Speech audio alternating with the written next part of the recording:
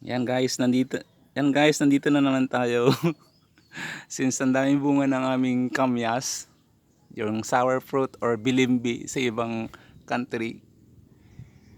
At hindi pa nagre-response yung mga challenge nating kumain ng kamyas.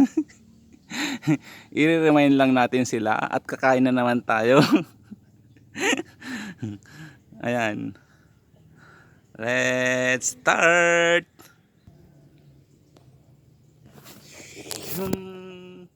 Dito tayo guys. Kakain tayo ulit ng kamyas or bilimbi.